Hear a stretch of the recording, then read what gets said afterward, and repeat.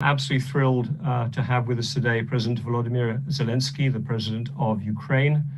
We are delighted, Mr. President, that you could make time in what I think might euphemistically be called a very busy schedule to join Chatham House members and our guests today to share your thoughts about the war on Ukraine, where it's going, what are the priorities of the Ukrainian government, and how the rest of the world can best support it to the extent that they are willing to do so. And as we know, some countries are and some countries are not.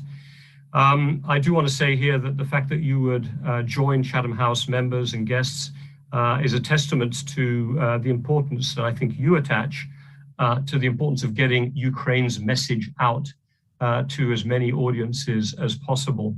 It has become such an important part of this war to be able to understand what is taking place and to understand real time from you and your government what is taking place. I'd say that Chatham House members, as you may know, come from all over the world, not just the UK, and they come from all walks of life.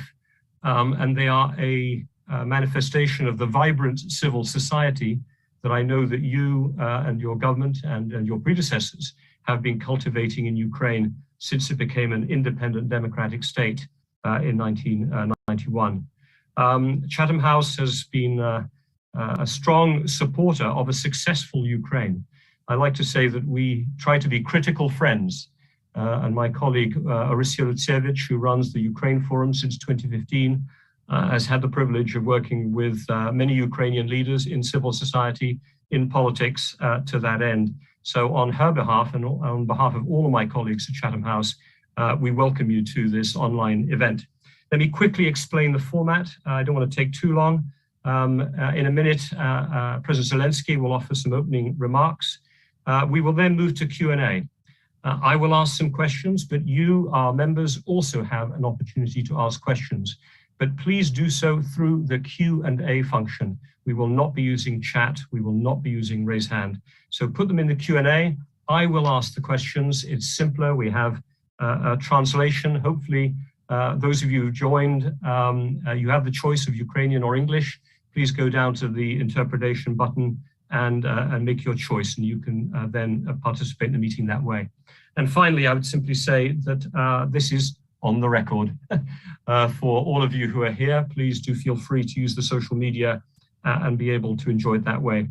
Volodymyr Zelensky was elected the 6th president of Ukraine in April 2019.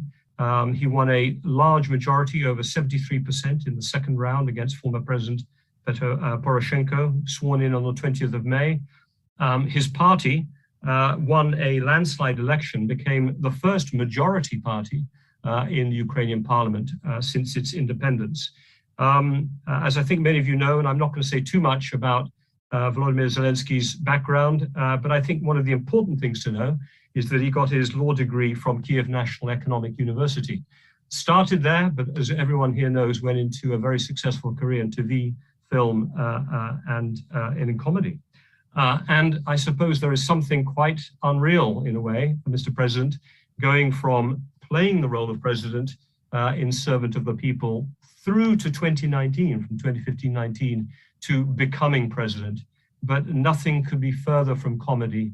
Nothing could be further from the lighthearted nature of entertainment than the absolutely brutal reality of what is happening to Ukraine right now since it was invaded, and the leadership role that you are having to play, and if I may say at the outset, playing exceedingly well. We look forward to your remarks. We look forward to engaging in conversation. Thank you for joining us. Over to you, President Zelensky. Thank you very much, Robin. I would like to say that it is a great honor for me to be invited. Thank you for the background notes. My life is really interesting. It is not coming to its end, I believe. I believe that there is a bright future still ahead of us, and it is too soon that we make any conclusions from this background. Thank you, Robin. Thank you, dear friends and guests. of Chatham House for the opportunity to participate in this discussion. And I'm thankful for Chatham House being one of the most influential hubs. Back in 2015, you created a special program as a critical friend of Ukraine for in-depth studies of the Ukrainian context, I believe. And those studies help us find answers to some very topical questions. And I would like to put some questions to you before you reciprocate. This is a dialogue, but I'm sure that every one of you understand very well what kind of scope of problems we are talking about after the Russian full-fledged invasion. This is of utmost priority, not just for Ukraine, but for the whole world, not just for our people, but all the peoples in this continent and in the world. I'm absolutely certain. This is the full scope incursion, one of the remnants of the bad old times of the 18th century, perhaps. Some challenges, the cruelty of the Russian force, of the people who invaded Ukraine, and their great despise expressed as regards all the international covenants and conventions, human rights. That's what is most important for me, the integrity of our borders and the states in Europe as such. Why Russia is doing that, I wonder? Well, because they believe that the responsibility can be postponed for decades, if it ever comes.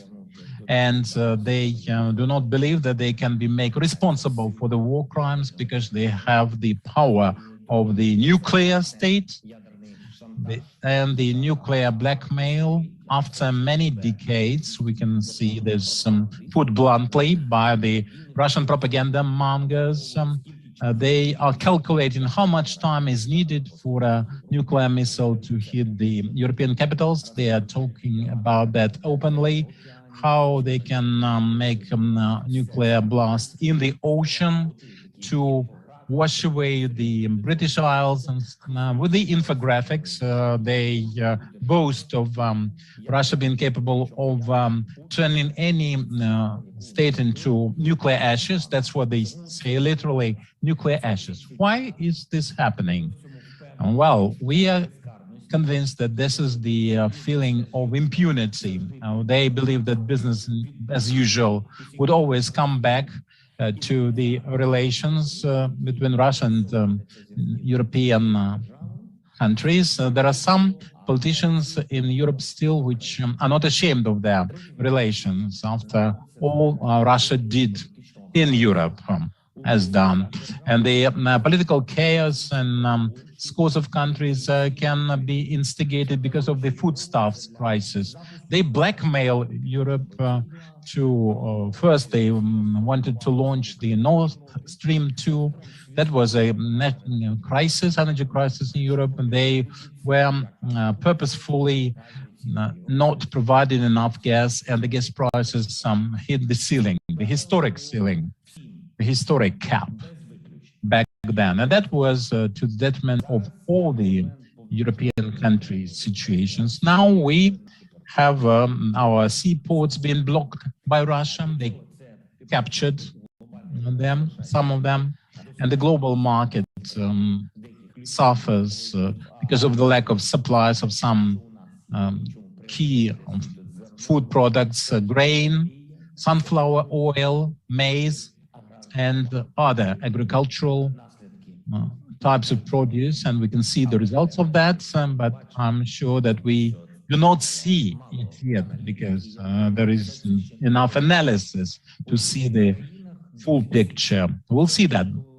There's some the deficit in sunflower oil. The agricultural business is being now undermined by the lack of our supplies, and the basic foodstuffs are lacking in some countries already. This is the pressure for the prices to rise in North Africa, Middle East, and some Asian countries, and then that will gradually cover other regions of the world. The neediest will suffer. the people with the lowest income and the middle class, because the political repercussions of that can be dangerous. And that's what I'm saying. And that's what they are they call a political chaos, the foodstuffs deficit, the food security. So the audience, the Russian war against our country, that looked like a bilateral affair. For some people, they would smile at that and say that that was kind of incursion, a kind of special military operation in Russian terms. Now the picture is seen differently, in a more serious fashion, but this is the second day of the full-fledged war, and we can see no end of it yet. And we cannot feel any willingness of the Russian side to end it. And we cannot have satisfactory answers to the challenges presented by Russia.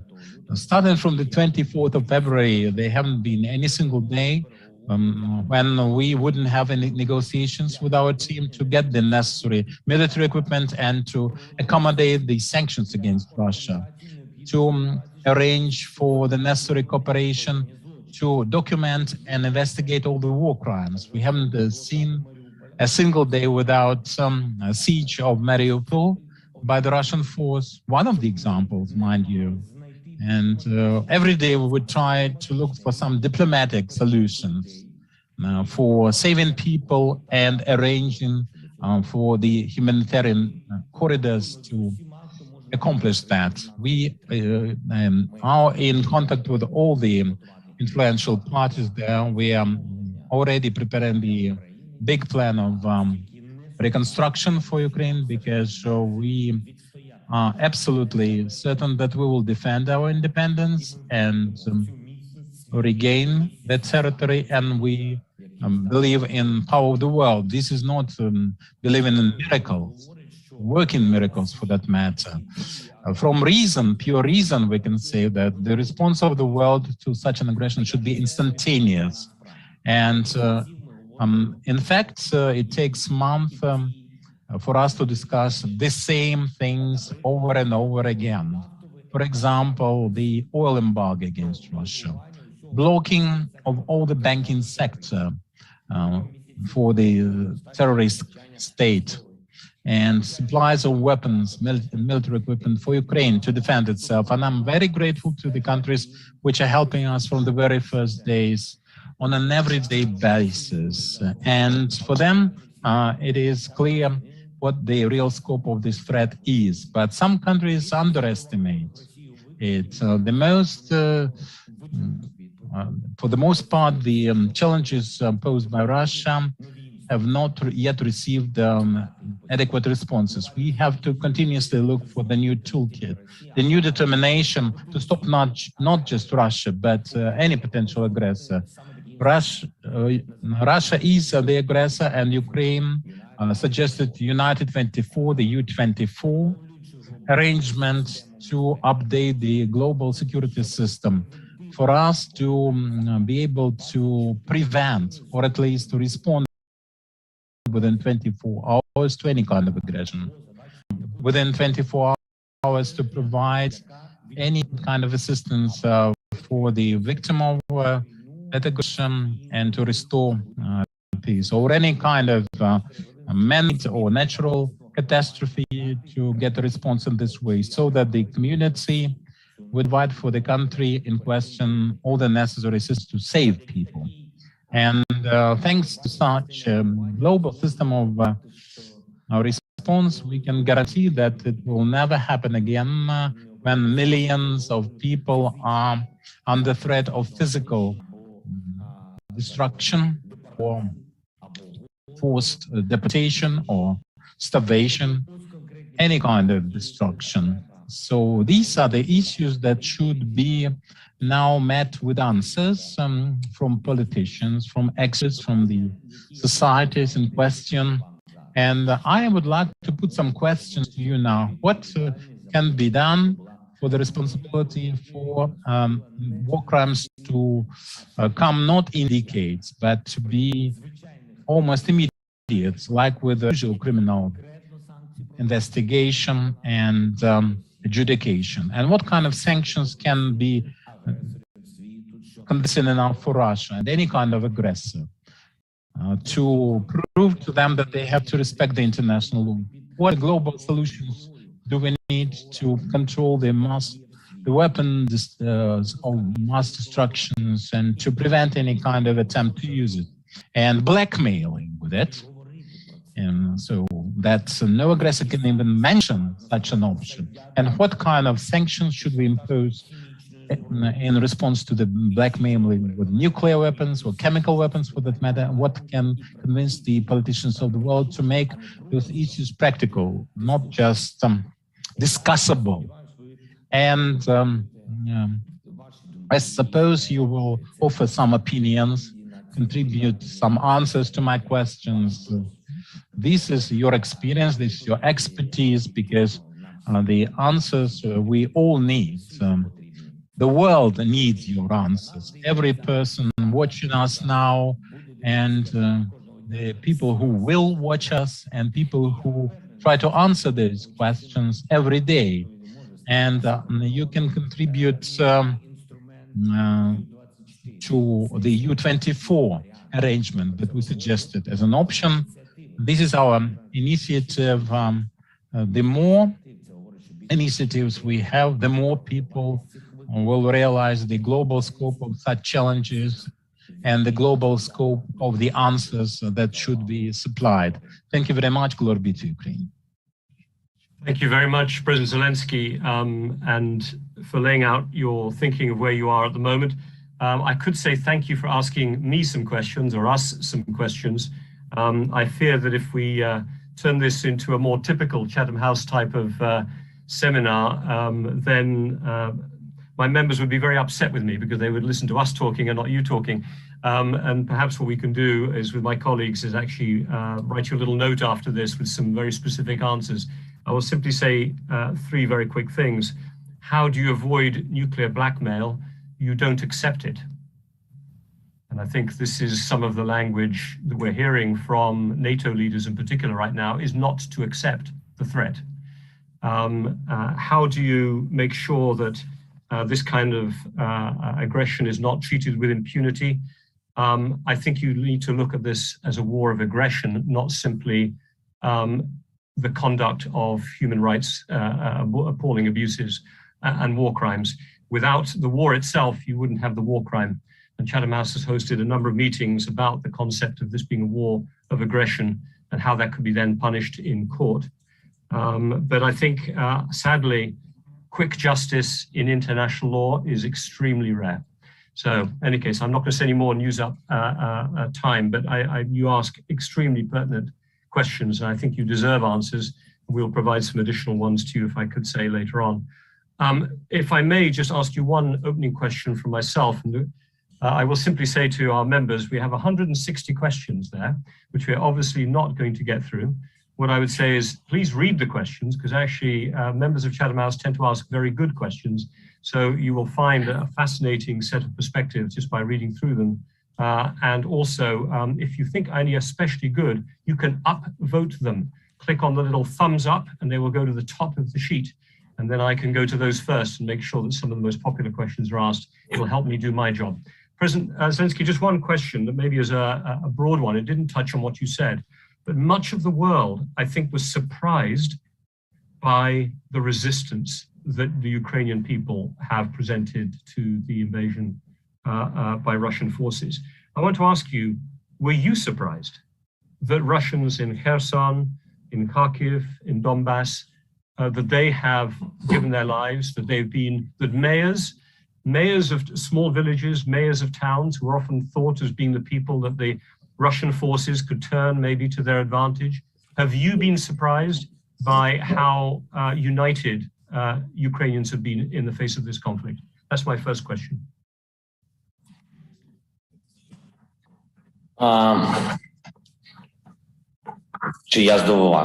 Was I surprised?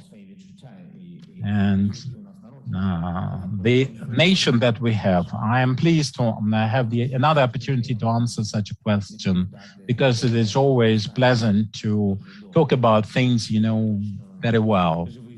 And I am a living witness of how our people responded to that aggression from Russia.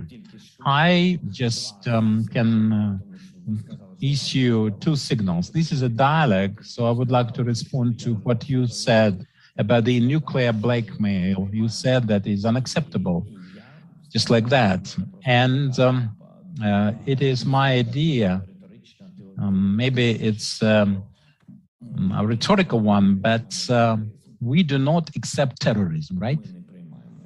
Nobody in this audience accepts terrorism, and we do not talk to terrorists, right?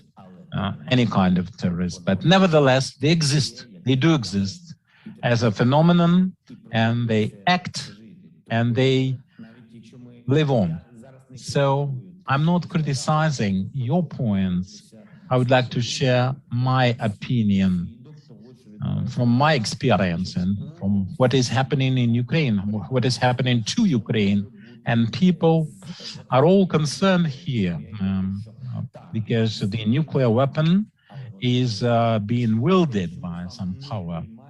We do not accept this, but can this lack of acceptance stop the blackmail? I'm not sure.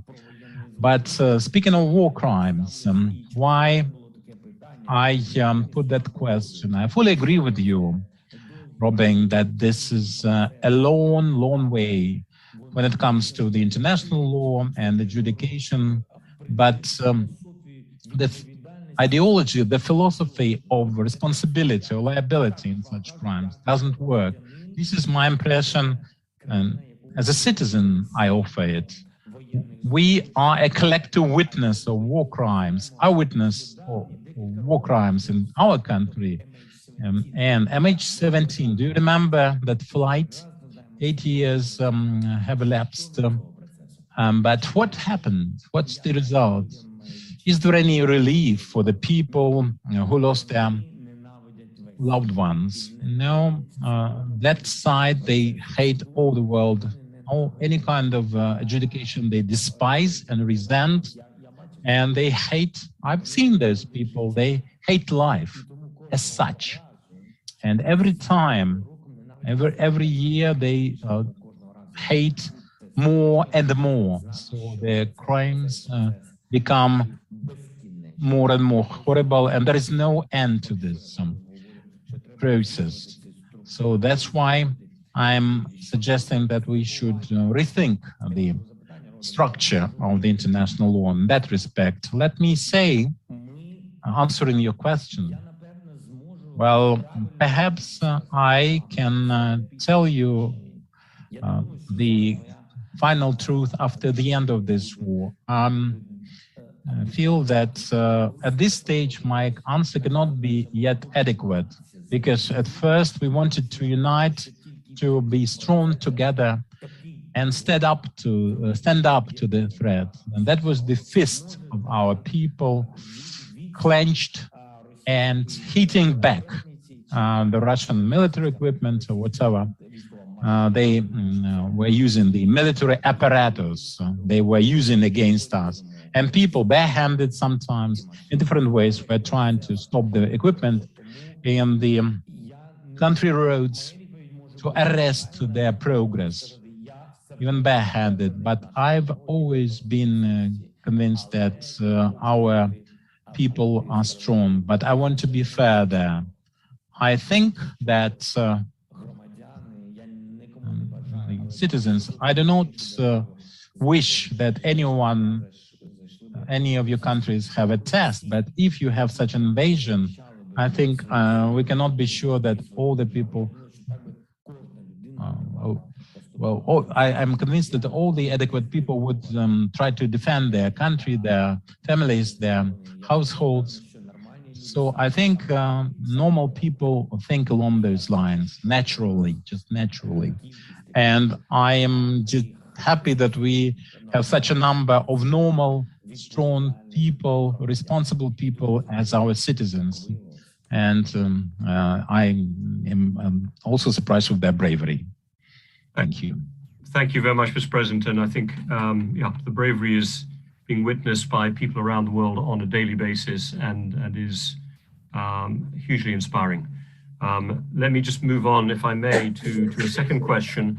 You have focused yourself very heavily on the specific conflict in Mariupol, the attempted invasion and now the siege of the Azovstal steelworks. Let me ask you a sort of two-sided question. Is there anything that can stop Russia from taking Mariupol? This is a question from Jill Lawless at the Associated Press. Her question was, is there anything that could stop Russia from taking the last parts of Mariupol? And my question added to that is, if the Russians do take Mariupol fully, how does this change the shape of the war? Does it change the shape of the war? Or in a way, have Ukrainian fighters already won a type of victory? Could you say something about Mariupol, please?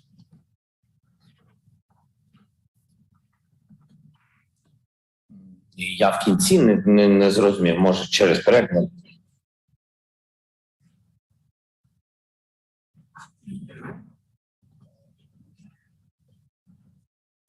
A question back to me, because if it was, it wasn't translated. No, I complimented.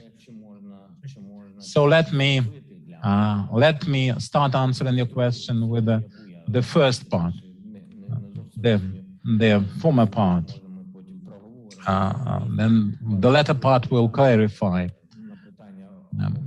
But I would like to clarify some details there. Speaking of Mariupol, one of the most complicated points of this war, this is an example of torture, of blockade and torture with starvation. Nobody can get any kind of foodstuffs. Nobody can get the foodstuffs there. All the international organizations are prohibited from entering the area. They cannot supply water. Not just Ukrainian organizations. And they cannot provide, they just occupy it. And for some people who are not blocked at Azovstal, they provided some food for them, allegedly. But people first would refuse any kind of supply from the Russians. And people would drink from the pools. Some terrible examples of that because of their terrible thirst. And this is a beastly attitude. Anyone would agree. It's not human.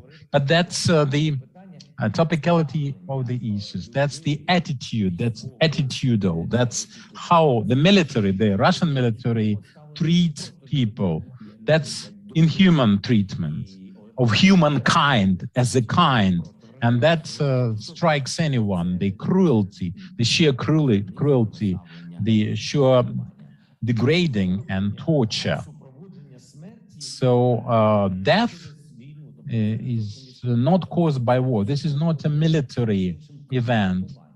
This is torturing to death. This is terrorism and hatred. And we can discuss it in more detail, why this is happening. You said 160 questions, and I was scared, quite frankly. So I'm now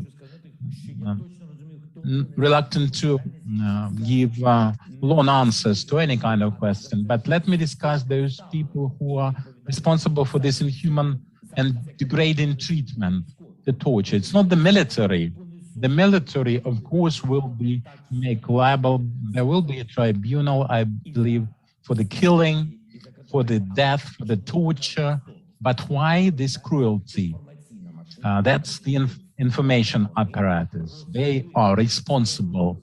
They developed this hatred and heated it to such an extent before the full-fledged war was waged against Ukraine. It took years preceding the incursion. And now we have torture. So starting as a good neighbor with some common history and families which are mixed, Russian-Ukrainian, Ukrainian-Russian on both sides.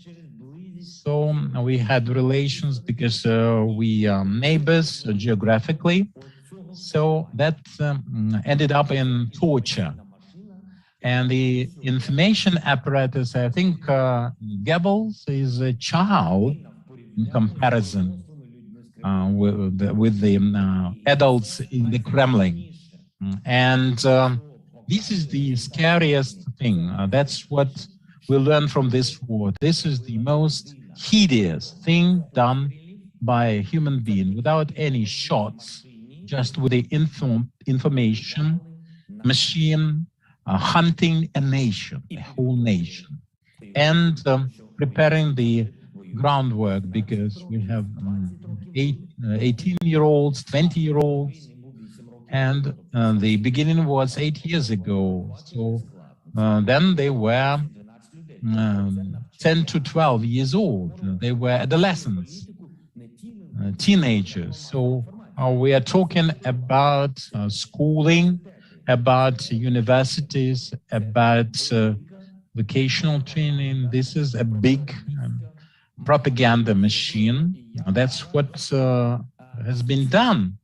And I think this is something we have to deal with in this situation, because you can torture, and then this torture can be adjudicated, but you cannot wash the brains, because that's a big problem. It's a big problem of cleansing of the residue of this propaganda. And for Mariupol, this is a big problem. This is a big national problem, this degrading treatment. Mariupol can be deblocked. It could be deblocked any day with the necessary equipment, full stop. There is no other option to deblock it. Presently, everything is in the situation when, because of our efforts, the Red Cross, the United Nations, somehow we found that format to evacuate people from the blocked Azovstal facility, the peaceful people. Peaceful people were walking around and they could be killed by any shell. So they were hunting humans, the military and civilian alike. This is a terrible story. It will be told in proper fashion, I'm sure. Yes, please, Robin. Just the second part of that question. I know this is so important, and I hate having to break I hate having to break it, but I just wanted to ask specifically, if Mariupol falls, Ні, так краще, так, будь ласка. What do you think?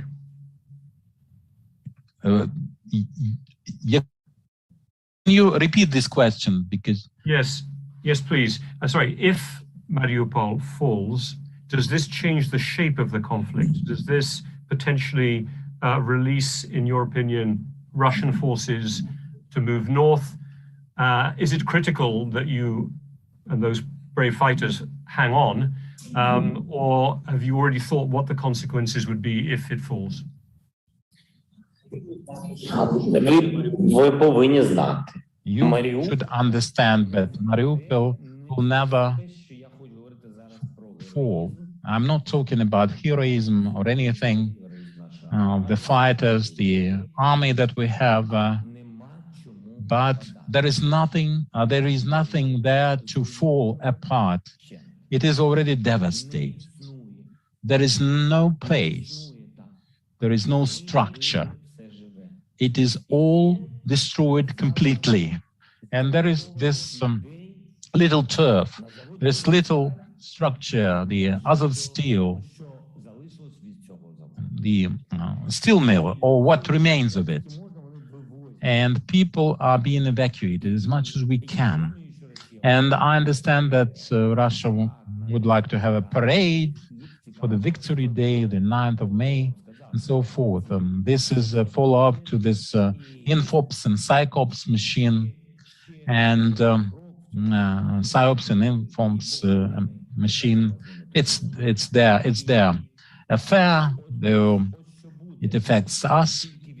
But only weapons could have deblocked, or will deblock this region, this area, when and if we have the necessary equipment.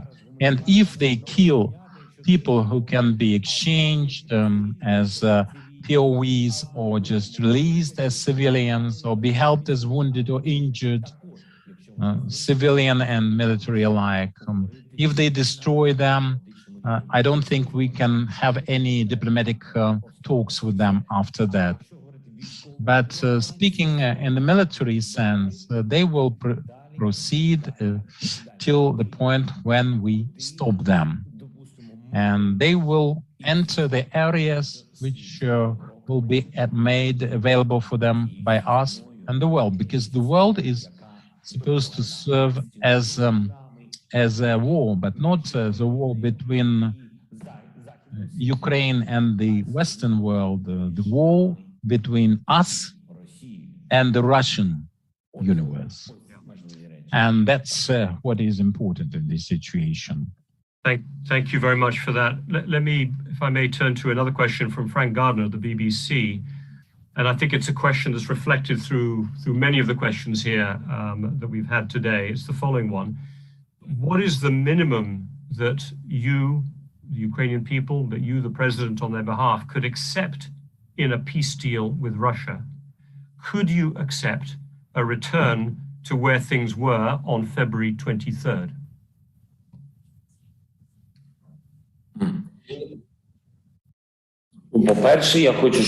First of all, I would like us to understand that I was elected by the people of Ukraine as president of Ukraine, not as president of a mini Ukraine of some kind. And this is a very important point.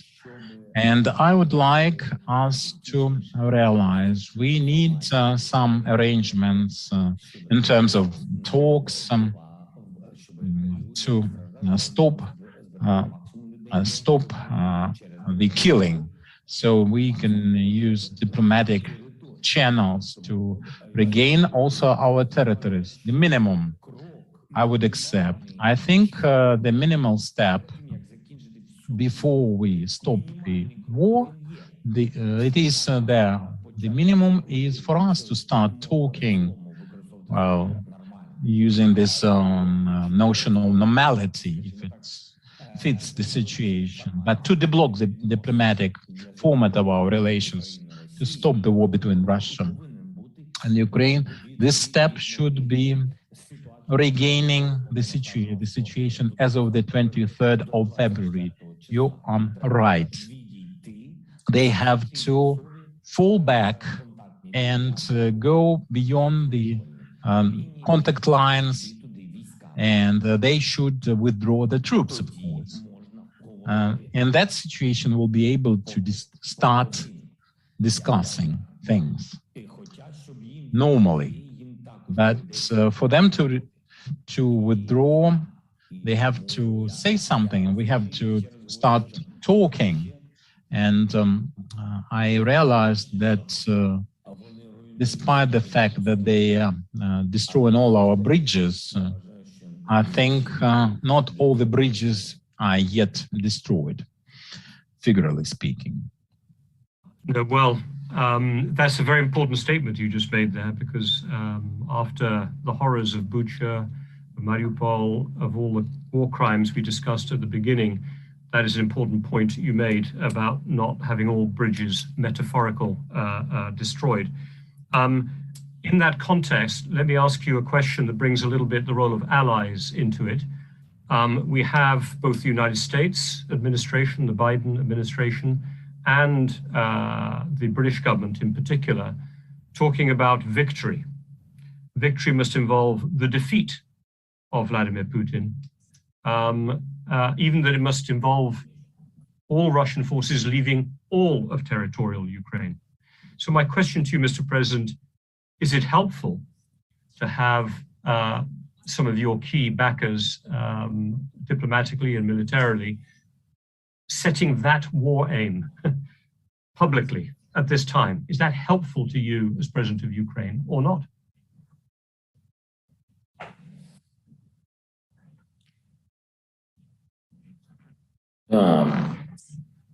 Дуже складне питання. Well, it's a very complicated question. I am not afraid of such blunt statements. I think the more direct, the better. The easier for Ukraine and for the Ukrainian society and for the Russian society, for that matter, for them to understand that if we don't stop this, let's come back to the allegoric situation, then all the bridges will be burned. So we have to be open discussing that. If there is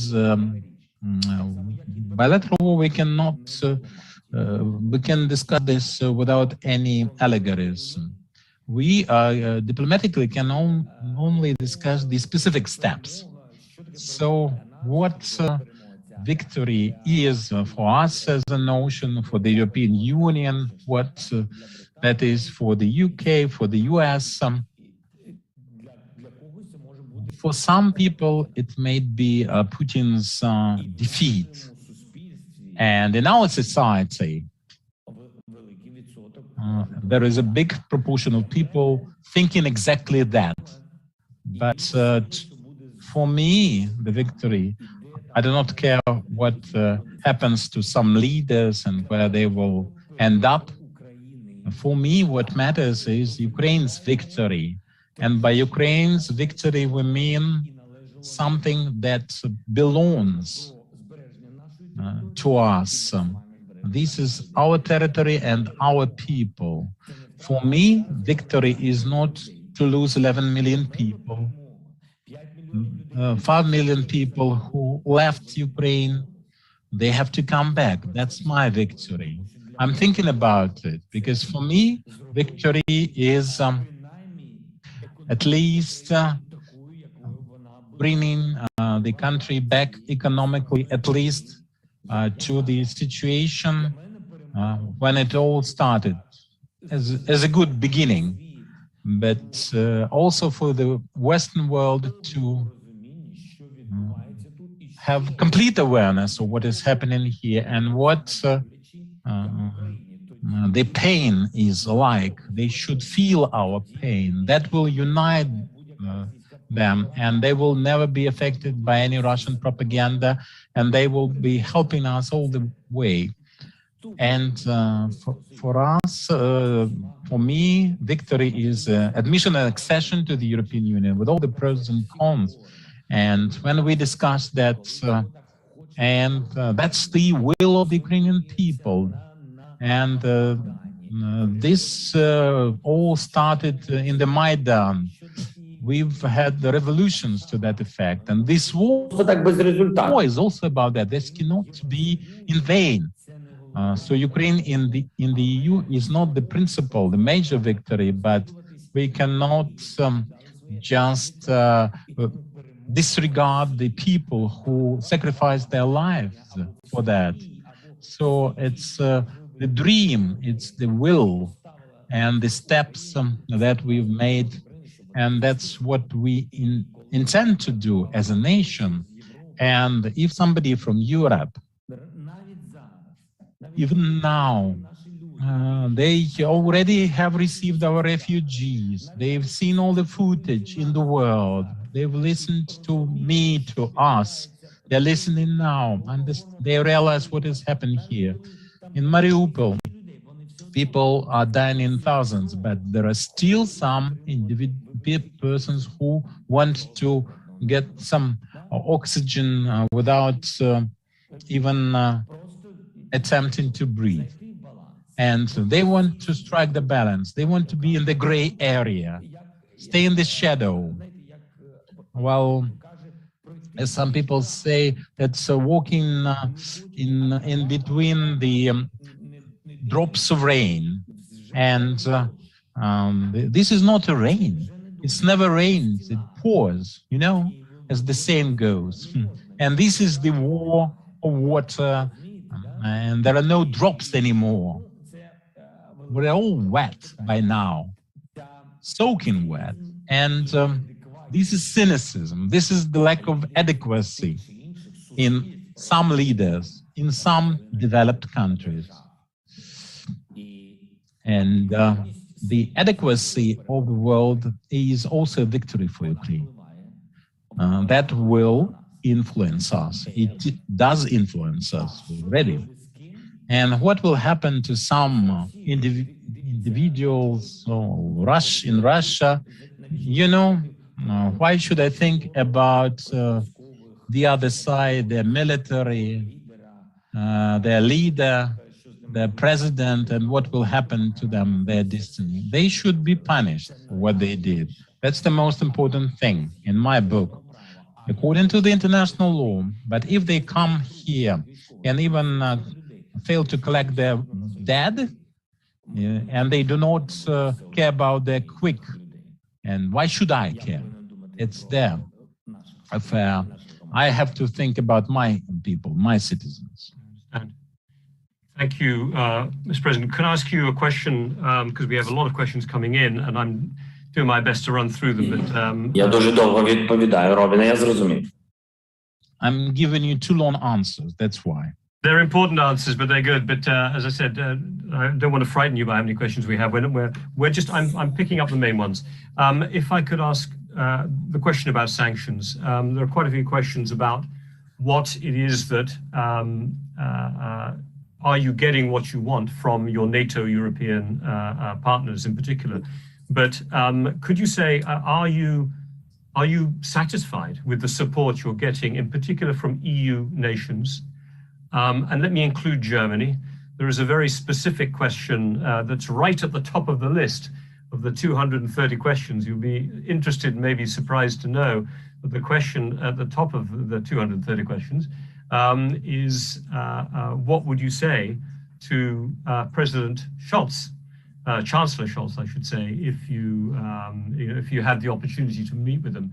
What would you discuss with Chancellor Scholz? And I think underneath that question is the whole issue of the kinds of sanctions, the energy sanctions they're imposing. What are you getting? What you expected? Are you happy with what you're getting? The EU has provided 1.5 billion euros of funding for military support. You could never have imagined that 3 months ago. But I'm wondering whether it's enough from your perspective as President Zelensky. And obviously you chose not to let President Steinmeier, the president of Germany, or at least you're not interested in his visit, which makes it difficult, I think, for Chancellor Scholz to visit. But what would you ask from Chancellor Scholz? Could you just say something about where we are on your attitudes and your relationship with the EU and the sanctions they've been doing?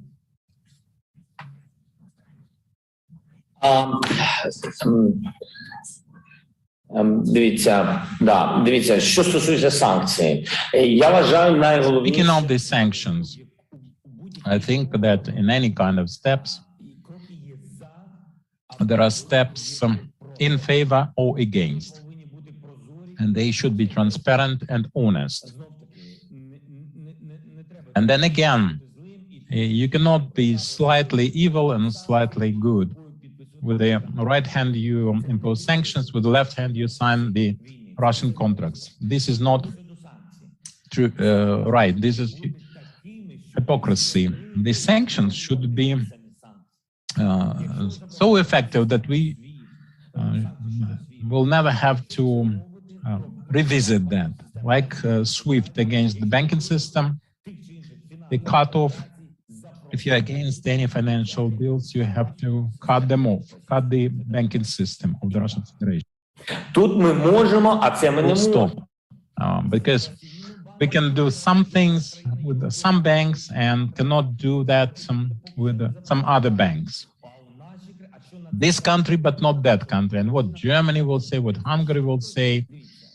Well, look, we have to look the truth straight in the eye. This is hypocrisy, and this is what I can say about the sanctions. In general, generally speaking, with the EU, the UK, the US, at last we have the sanction policy, a sanction policy. It used to be erroneous and there was no preventive set of sanctions. Nobody took heed of our pledges. But now we would not have had this situation had we sanctioned them in advance. And the sanctions would have been effective by now. So I think that was a mistake. We are very grateful to the community for the sanctions that we have now. You know, the energy resources, that Russia makes 1 billion a day in Europe on the energy resources. How can we argue that, let's postpone, let's delay in 4 months, in a year? It's a dangerous game. If you realize that you cannot do without this resource, just say so, that in 2 months you will stop that. No exceptions for some jurisdictions. It should be all done in unity, solidarity. That's togetherness of the European Union. This is the essence of this notion of union. We are not in that union, but union is about unity. We are not a member, but we understand what unity is, unlike some countries who have been with the union for many years.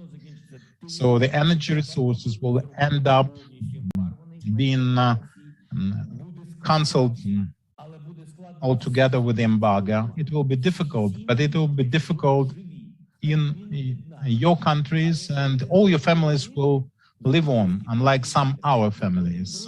But if you fail to do that, you will realize when they are at your border, and with the first missile impact, like we felt when the missiles take away the limbs of children and adults, you will understand that Nord Stream 2 or 3, even Nord Stream 100, they are not worth anybody's health and life, and it knocks at your door, and unless you open, you wouldn't believe it. And they will family aside and burn your household. That's the situation that we are facing here. For Europe even, speaking of Russia, everything they are arguing about, they do partially or completely. All the threats they make come true. If they say that we'll be back to Berlin, to Germany, that's their dream. If the EU is undermined and Ukraine falls, God forbid, they will come in generation and years, but they will come back to you, and they will make all their words come true, however shameful. Speaking of Olaf Scholz, I think Chancellor Scholz, for him, we need, he's invited. The invitation is open. It's been for some time now. He's invited to come to Ukraine. He can make this very powerful political step to come here on the 9th of May to Kiev. I am not explaining the significance. I think you are cultured enough to understand why.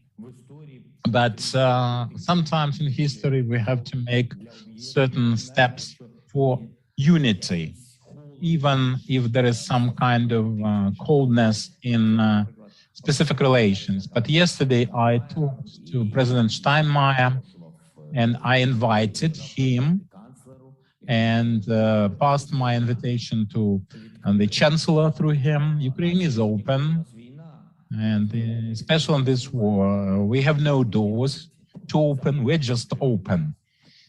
You can come anytime.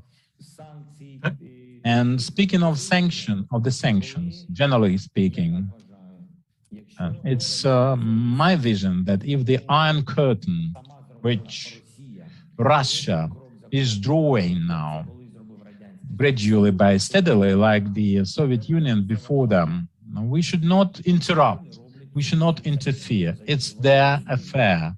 They will remove the Iron Curtain one of the next generations, when they get all the consequences of that curtain that they are drawing with their own bloody hands and their information policy. If this is an iron curtain, there cannot be any export import business with Russia unless they stop blackmailing us with the nuclear weapons and the chemical weapons for all the world occupation of other countries where they once had their garrisons in the Soviet times, and killings in our territories. When this is all stopped, when their brains are clear, when all the world is free from fear and fearing their threats, will use all the necessary equipment to remove the Iron Curtain. Mr. President, if we have time, because I know we're on the hour, if I could ask you one last question. Please. Yeah. Okay. I think it's a very important one. You talked about the sense of impunity that you believe Vladimir Putin has, that he can do what he wants. There are only 39 countries, by my count, imposing sanctions right now. So even if he draws the bloody curtain, or the curtain with his bloody hand across the middle of Europe, he still seems to have plenty of open doors down, whether to India or to China or to many, many other countries in Africa, many democracies that are willing to continue trading and who see this conflict and the rising food prices and all of the stuff you talked about before as actually somehow being the fault of Ukraine and Russia and NATO. And it's like this old Cold War from the last century. How do you connect with them? How do you make them understand that this is also, the rise in that price is not your fault, it's not NATO's fault. This is a choice made in the Kremlin, made by Vladimir Putin. How are you connecting to that much bigger community? If you want justice, more of the world has to feel the injustice. And at the moment, sadly, the world is quite divided on this. What can you do about that?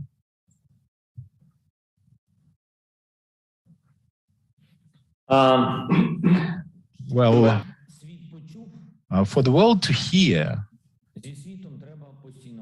we have to keep talking to them and providing them, supplying them with examples, with the evidence, because Europe and the Western world is united around Ukraine. Not all the world, mind you. And we admit that, and we are quite outspoken with you, with the journalists and all the media platforms and the venues.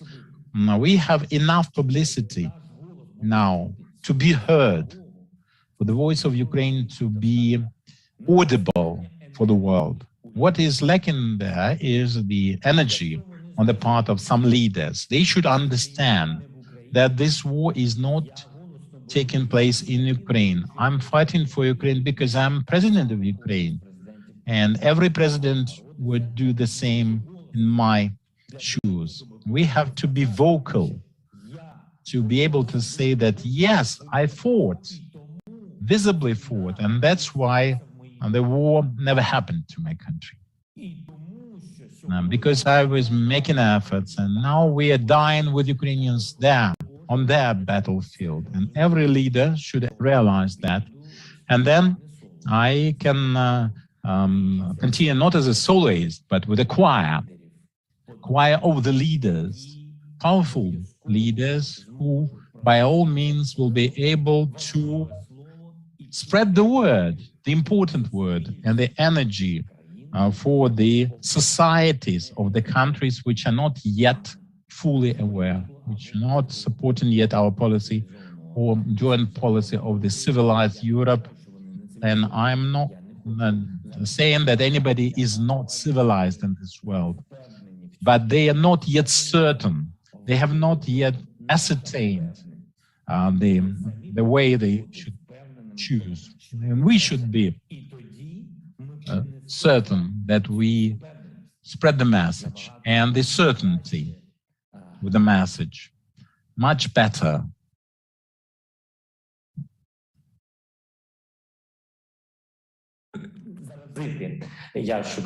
Sorry, I was looking for a word. contaminate. We have to engage them, perhaps is a better word. And this is more contagious than COVID-19. The spirit that we have, and we have to invest all our efforts, and we have to be exhausted with effort. And every morning we have to wake up and ask ourselves, what have I done for Ukraine? Because this is the question for a leader, for a true leader, to ask oneself. It's about Ukraine, but it is essentially about your own country. And like the common people who just come to take to the streets with our banners, with our colors flying, this will be our joint victory. Not over Putin, mind you, but over this terror and terrorism that is spread.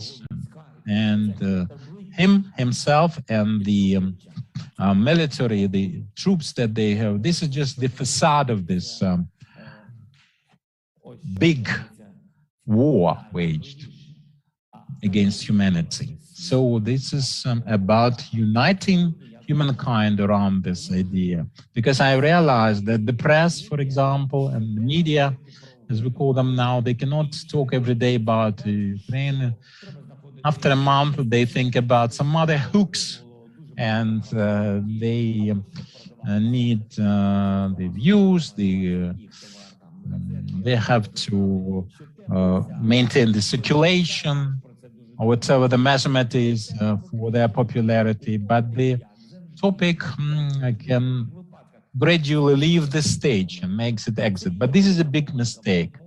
That's the big mistake. They should realize that on an everyday basis, it should be on the front pages.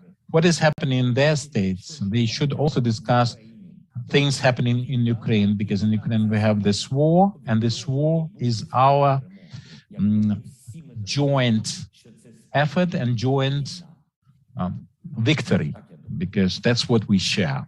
In fact, that's my opinion. Thank you very much, President Zelensky. I think we must wrap this up. If I may just say 4 very quick closing things to you and to our guests here who've stayed on this call, a very large number of our members. Number 1, speaking to you and hearing you today, it feels like I'm looking at a time warp back to 1939 and 1940, and we're speaking to one of the leaders who was having to fight some of the horrors of that era. And it is remarkable that we are living in this dual world right now. Shocking, but I find your explanations, but your sensitivity to the human aspects of what is happening here and the way people's minds have been turned and manipulated, especially important, because manipulation of individuals was one of the features of the 1930s, the early 1930s, not just the late 1930s. So I thought that was very important. That's number 1. Number 2, we had one of our members asked the question, what can individuals do beyond giving money? What can individuals do, not governments? You haven't got time to answer that question, but I would simply say that being informed, making sure that the stakes are shared amongst our communities and spread beyond the 1,500 people or so on this call to so many others, and especially to the people outside the 39 countries. That is going to be incredibly important, because at the moment, not enough of the world understands the stakes. It is a northern conflict. And I want to say, thirdly, that Chatham House will continue to play its part in this role through our Ukraine Forum, but more broadly, through our engagement through all of our work. And your talk today has been inspirational to us in that sense. So we appreciate very much your time. And that lets me say the last thing, is that in your long life, we look forward to welcoming you to Chatham House and St. James's Square in more peaceful times, and hopefully times that have lived up to the values that you've described to us today, and that they are victorious. So thank you so much for your time. We really appreciate it. And thank you, members. And I'm afraid I gave up entirely trying to keep track of the questions. I saw the rough gist of them. Hopefully I captured enough of them. But 255 questions is definitely a record. And I know you answered the bulk of them, President Zelensky, without reading them. So that was good.